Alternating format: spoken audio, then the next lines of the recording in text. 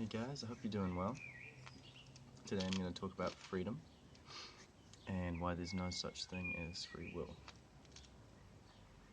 So what is freedom?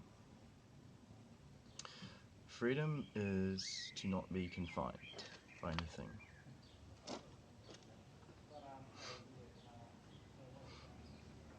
It feels like we have free choice, free will.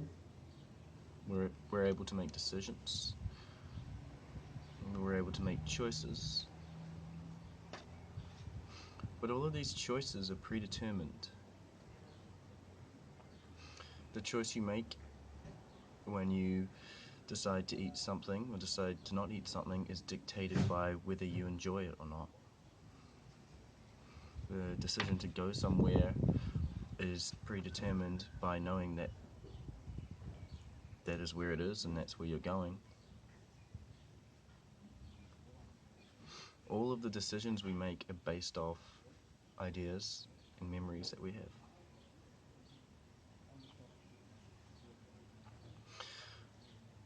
But if that's not good enough, have a look at the world we live in. There's so many rules and laws. Things fall down at a set rate. Time moves forward. Light moves at a certain speed. There's all these laws, and how can we expect to be free when we're confined by all of these rules? There's no such thing as freedom, because the only way for us to truly be free would be external to the universe that we live in. And that's not possible at the moment. Maybe in the future, but yeah. A lot of people try and get at what feels like freedom. People indulge in extreme sports and activities that get the adrenaline flowing. When you jump off a cliff with a wingsuit, there's no time for thought. You have to be fully focused on what you're doing because it's a life and death situation. And for a lot of people, this is an escape. They're escaping their mind, so to speak. It gives them a window of freedom where they can be fully aware of their surroundings and they can absorb it in all of its glory. And they feel alive because there's a certain risk to this activity.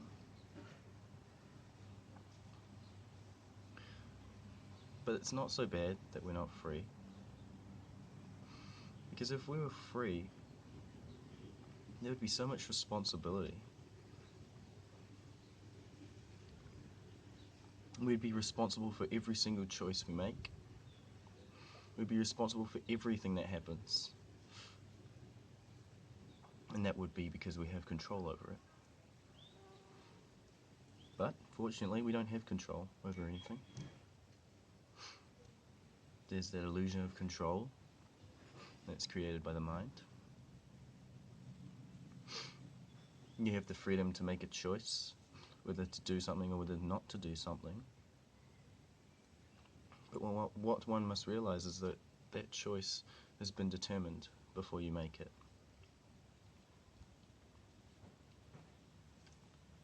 When you're in the moment,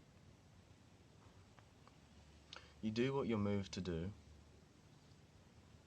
instead of what your mind's trying to tell you to do. And I'm not talking about seeing a car for a really good price and getting it in the moment without thinking. That's a bit silly, but it's more along the lines of sleeping when you're tired, eating when you're hungry.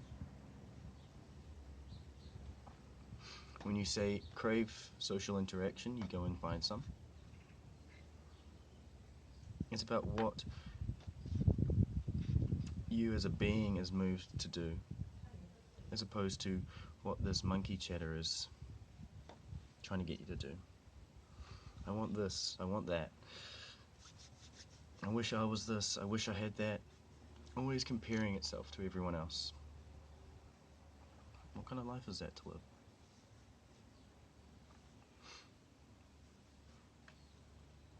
I still have a very long way to go to be free of my ego. But already I'm beginning to notice this feeling of weightlessness. This feeling that I have no control over anything, because the nature of everything is chaotic. And that's why it's so beautiful. When you surrender to the fact that nothing is in our control, and that you can't do anything about the things that are happening to you. You can on the surface level, but there's some things that are out of our control. You become at peace with the fact that what will happen will happen. And the only thing we need to worry about is what's happening right now and how we choose to deal with it.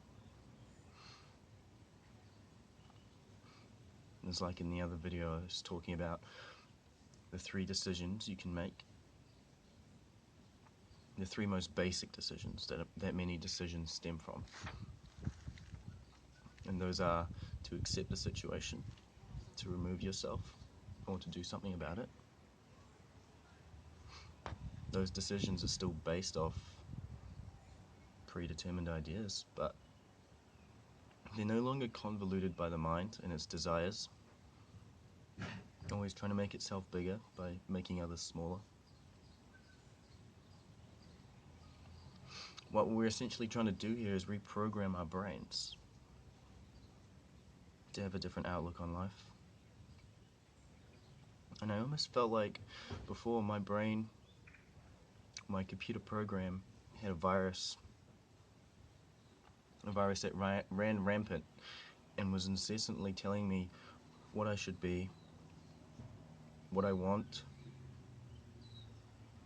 where I should be going. It was never content. It could never just be and enjoy that for the sake of enjoying it. When I got stuck in traffic, I would get annoyed because I didn't enjoy that. But when you get stuck in traffic for the sake of being stuck in traffic and realize that there's nothing you can do, it's so much more simple. When you do things for the sake of doing them, and doing them because you're moved to do them, there's no longer any assumptions or expectations that come along with that.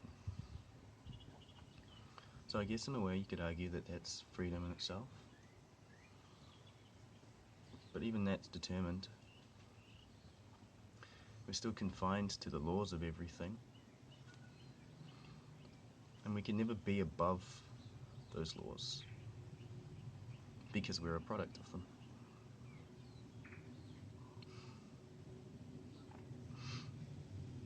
So when there's something that's out of your control and that you can't do anything about, instead of looking at it like you're helpless or that's a negative thing, try looking at it like, this is happening, it will pass,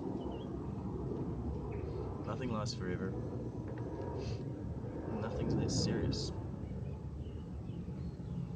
So many people take things so seriously. I mean, after all, this is a big game we're playing. And life is like a stage and we're all actors. We all have these personas. We all give off an impression to other people. We all act out things.